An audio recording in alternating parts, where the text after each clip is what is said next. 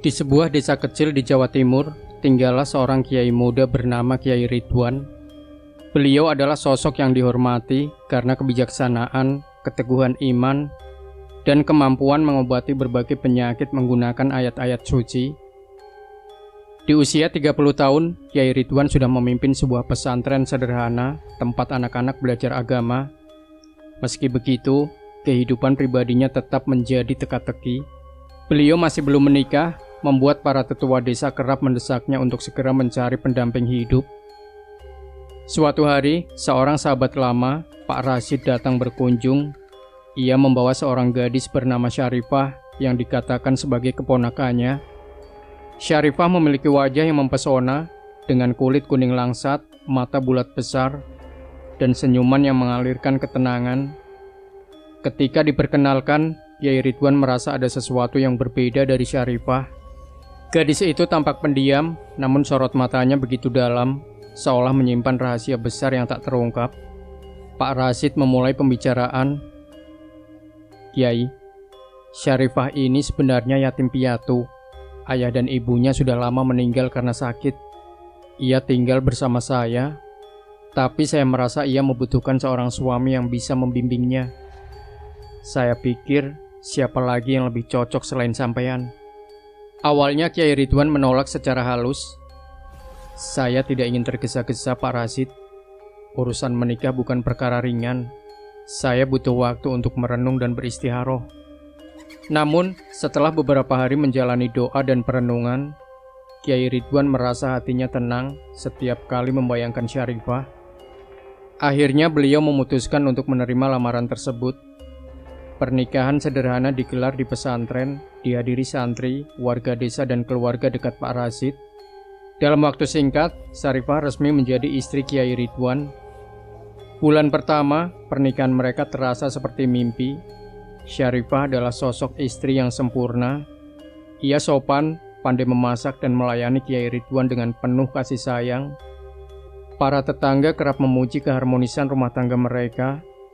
Bahkan, santri-santri Kiai Ridwan sering bercanda, mengatakan bahwa keberkahan pesantren semakin bertambah sejak Syarifah hadir.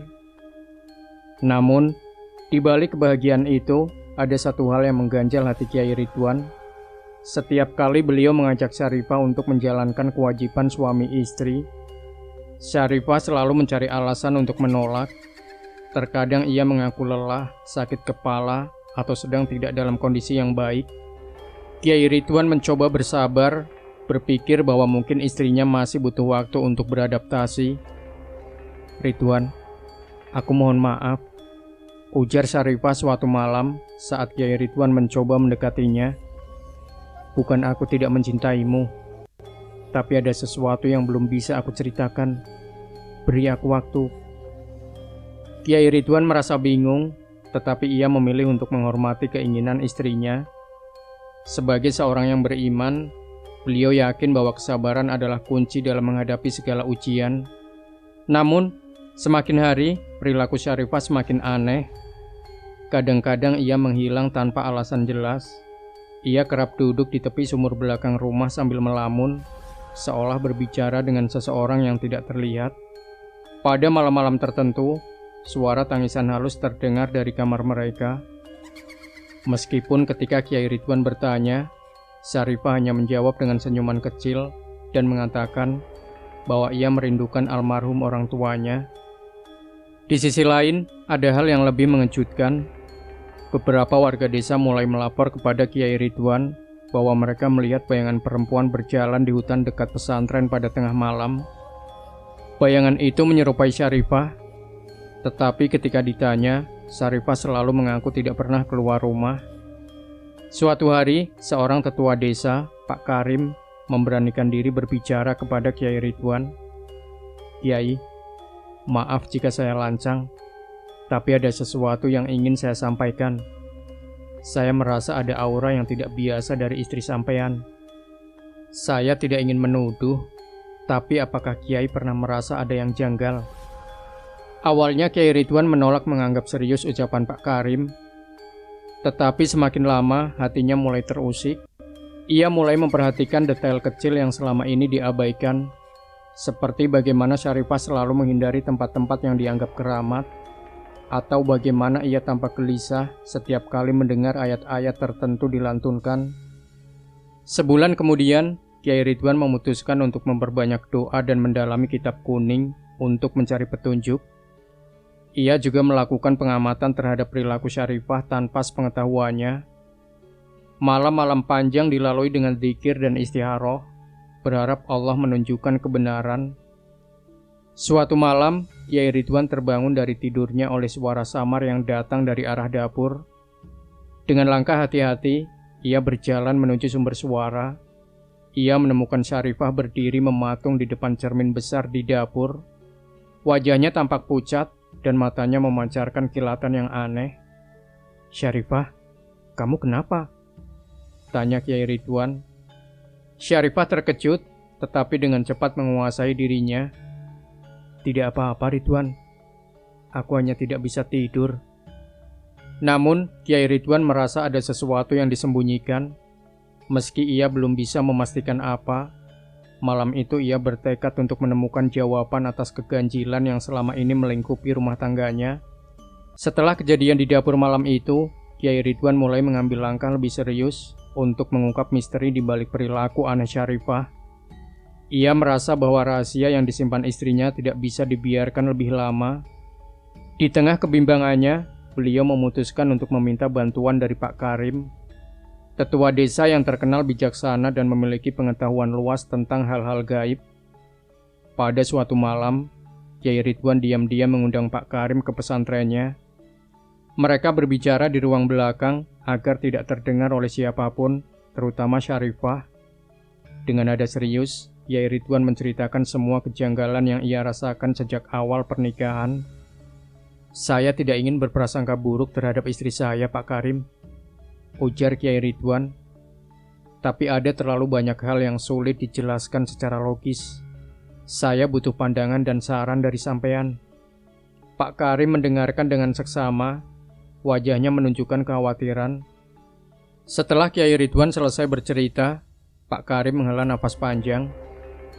"Kiai, apa yang sampean alami ini bukan hal yang biasa. Dari cerita sampean, ada kemungkinan bahwa istri sampean bukan manusia biasa. Namun, sebelum mengambil kesimpulan, kita harus memastikan kebenarannya. Apakah Kiai bersedia menjalani ritual pengungkapan?" "Ritual pengungkapan?" tanya Kiai Ridwan bingung.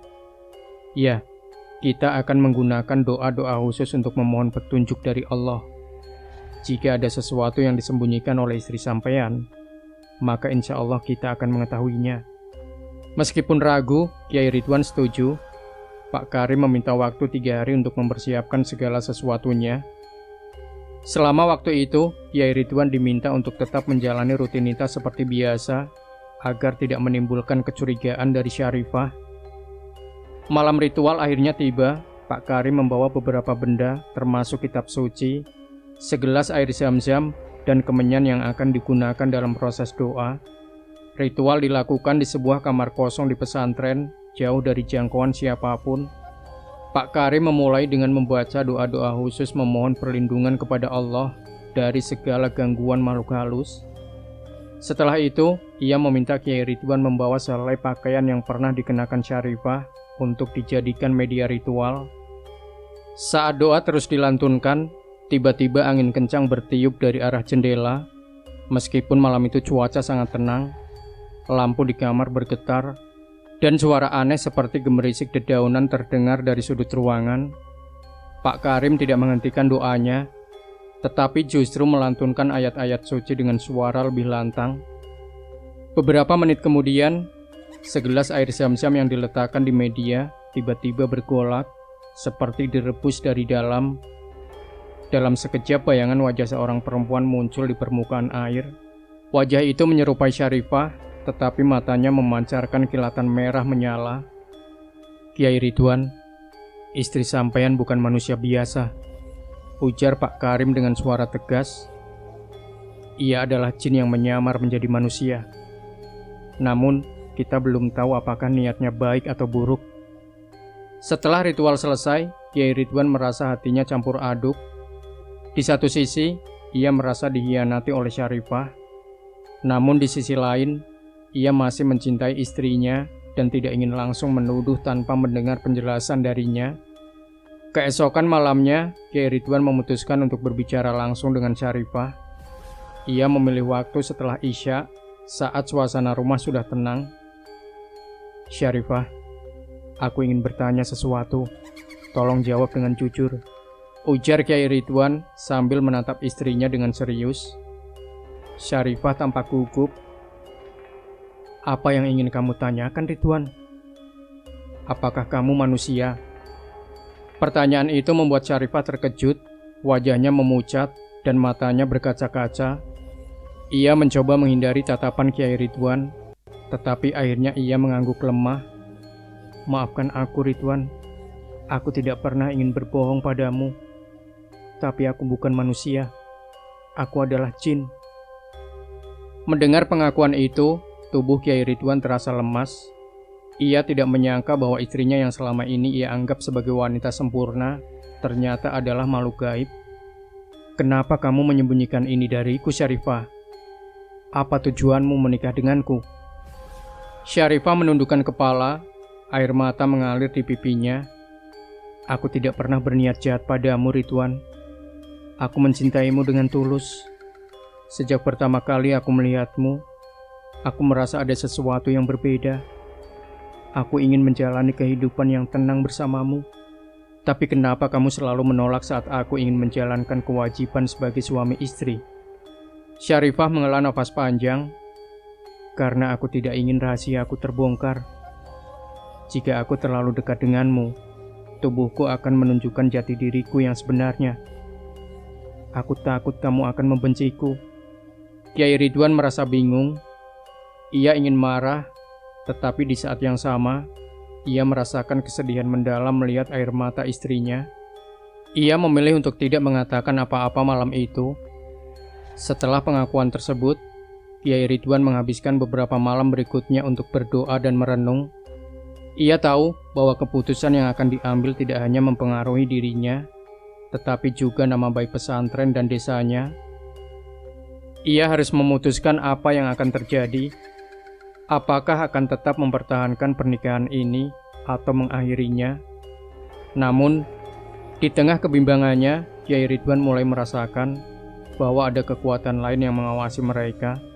Ia tidak tahu apakah itu berasal dari golongan jin seperti Syarifah atau sesuatu yang lebih berbahaya. Setelah pengakuan Syarifah, kehidupan Kiai Ridwan tidak lagi sama. Kegelisahan menghantuinya setiap malam. Meskipun cintanya pada Syarifah tetap ada, ia tidak bisa mengabaikan kenyataan bahwa istrinya adalah makhluk dari dunia yang berbeda. Ia mulai mempertanyakan apa dampaknya terhadap dirinya, pesantrennya, dan masyarakat desa. Seiring waktu, keanehan di pesantren semakin sering terjadi. Santri-santri mulai melaporkan suara-suara aneh di malam hari, seperti bisikan halus yang datang entah dari mana. Beberapa santri bahkan mengaku melihat bayangan hitam melintas di sekitar kamar mereka. "Ustadz, tadi malam saya melihat sesuatu di dekat masjid," ujar salah satu santri kepada Kiai Ridwan suatu pagi. "Bayangan itu besar, tapi bergerak sangat cepat. Ketika saya mencoba mendekat, tiba-tiba hilang begitu saja." Kiai Ridwan hanya bisa menenangkan santri-santrinya dengan mengatakan bahwa mereka harus memperbanyak doa dan tetap teguh dalam keimanan. Namun dalam hatinya, ia tahu bahwa kehadiran Syarifah mungkin telah membuka pintu bagi dunia jin untuk mengganggu kehidupan di pesantren. Pada suatu malam, saat Kiai Ridwan sedang berzikir di masjid, ia merasa ada sesuatu yang mengawasinya. Ketika membuka mata, ia melihat bayangan seorang pria berdiri di sudut ruangan. Wajahnya tidak jelas, tetapi suaranya dalam dan menggema. "Kiai Ridwan," kata sosok itu, "aku adalah Kaisar, pemimpin dari kaum jin, pemimpin dari kaum jin tempat Syarifah berasal. Kehadirannya di sini melanggar aturan kami. Kami tidak pernah mengizinkan salah satu dari kami untuk hidup bersama manusia." Kiai Ridwan tetap tenang. meskipun hatinya berdegup kencang. Syarifah telah menjadi istriku secara sah.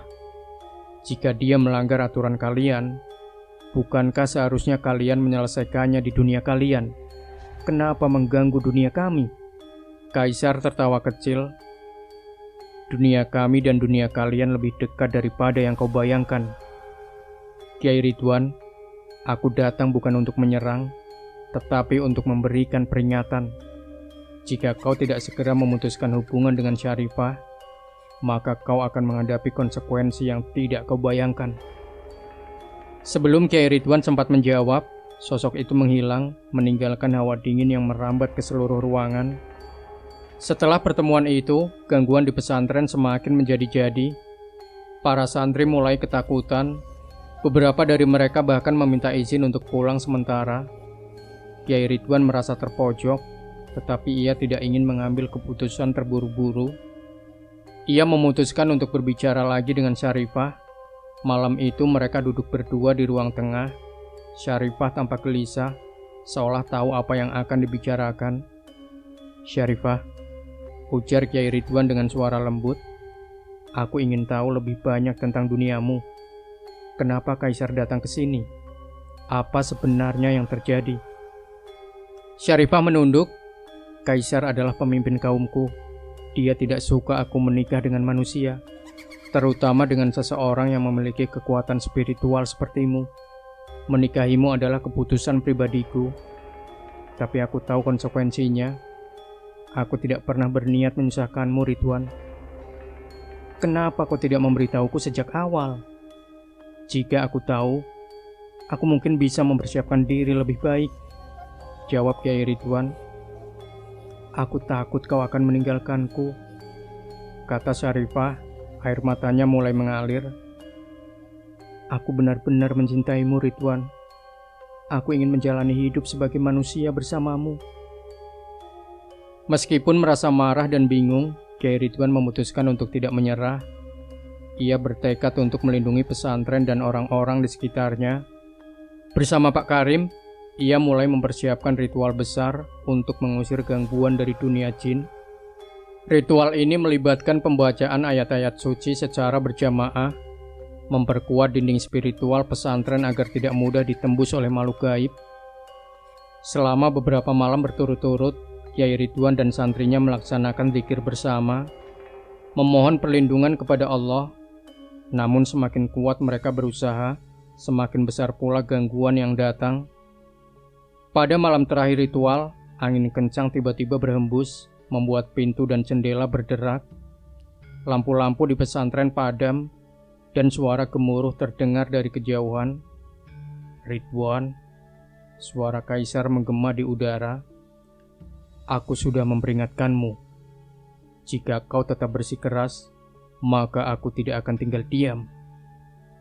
Dalam kegelapan, Syarifah muncul dengan wajah penuh kepanikan. Ridwan, berhenti. Jangan lanjutkan ritual ini. Kau hanya akan membuat mereka semakin marah. Namun, Kiai Ridwan tidak berhenti.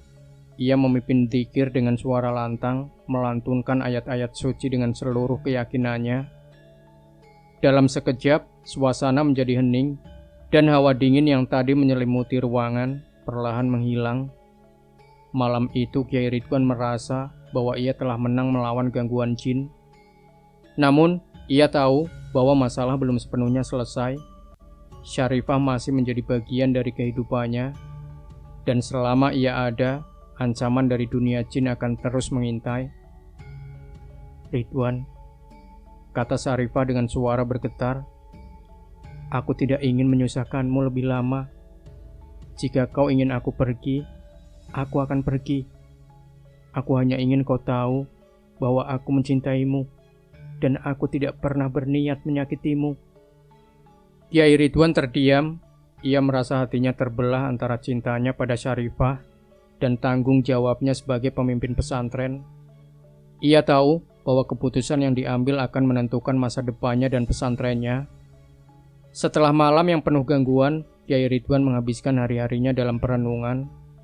Ia tahu bahwa apapun yang ia putuskan, konsekuensinya akan berat. Ia mencintai Syarifah, tetapi tanggung jawabnya sebagai pemimpin pesantren dan pelindung masyarakat desa jauh lebih besar. Pada suatu malam, Kyai Ridwan bermimpi. Dalam mimpinya, ia berada di sebuah hutan yang lebat dan sunyi. Di tengah hutan itu, ia melihat seorang perempuan berlutut menangis dengan wajah tertutup tangan. Ketika Kyai Ridwan mendekat, ia menyadari bahwa perempuan itu adalah Syarifah. "Syarifah, kenapa kau menangis?" tanya Kyai Ridwan dalam mimpinya. "Aku tidak ingin kehilanganmu, Ridwan," jawab Syarifah tanpa mengangkat wajahnya. "Tapi aku tahu, aku tidak bisa berada di sini lebih lama. Kehadiranku hanya membawa malapetaka untukmu dan orang-orang di sekitarmu." Kyai Ridwan merasa dadanya sesak mendengar kata-kata itu. Ia ingin memeluk Syarifah, tetapi tubuhnya terasa berat, seperti ditahan oleh sesuatu. Tiba-tiba, suara lain terdengar dari balik pepohonan. "Kyai, terkadang cinta tidak selalu berarti memiliki. Kadang cinta adalah melepaskan demi kebaikan yang lebih besar." Ketika Kyai Ridwan menoleh, ia melihat sosok lelaki tua berjubah putih dengan wajah bersinar. Sosok itu tersenyum kepadanya sebelum menghilang bersama kabut. Saat terbangun dari mimpi, Kyai Ridwan merasa hatinya dipenuhi oleh keheningan dan keyakinan. Ia tahu apa yang harus dilakukan. Keesokan harinya, Kyai Ridwan mengajak Syarifah berbicara di ruangan khusus yang biasa ia gunakan untuk bermeditasi. Wajah Syarifah tampak lelah, tetapi ia tetap menunjukkan senyuman lembut seperti biasanya. "Syarifah," ujar Kyai Ridwan dengan suara pelan, "aku telah merenungkan ini selama beberapa waktu. Aku tahu kau mencintaiku, dan aku pun mencintaimu.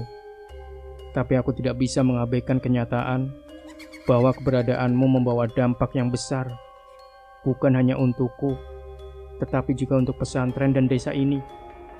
Syarifah menunduk, air mata mulai mengalir di pipinya.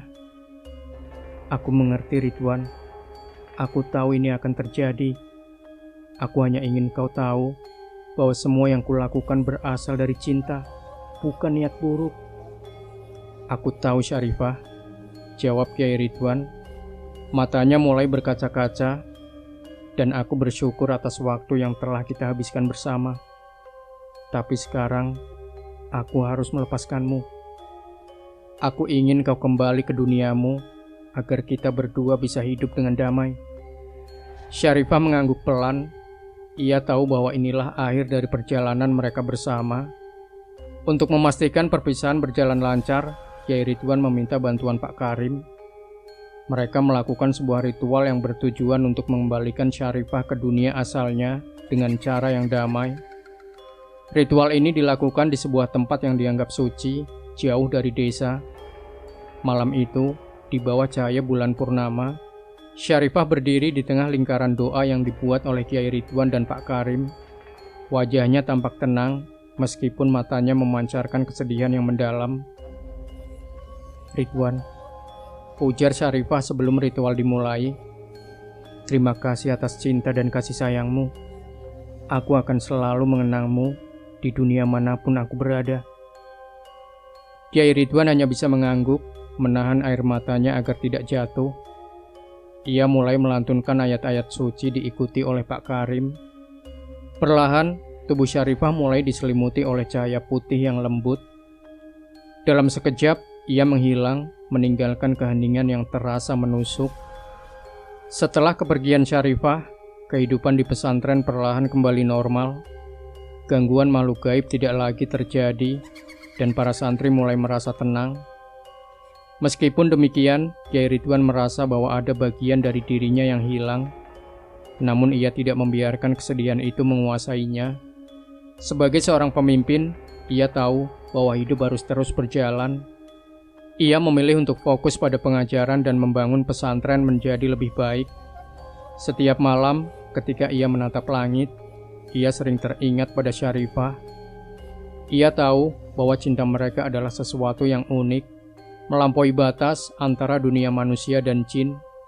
Meskipun mereka tidak lagi bersama, Kyai Ridwan yakin bahwa cinta mereka akan selalu hidup dalam kenangan. Kisah Kiai Ridwan dan Syarifah menjadi pelajaran besar bagi masyarakat desa. Mereka belajar bahwa cinta sejati tidak selalu berarti memiliki, tetapi kadang berarti melepaskan demi kebaikan yang lebih besar. Hingga akhir hayatnya, Kiai Ridwan tetap dikenal sebagai seorang yang bijaksana, tidak hanya dalam ilmu agama, tetapi juga dalam menghadapi cobaan hidup yang luar biasa, dan di suatu tempat yang jauh, di dunia yang tak terlihat oleh manusia. Syarifah hidup dengan tenang, selalu mendoakan kebahagiaan bagi lelaki yang pernah menjadi bagian dari hidupnya.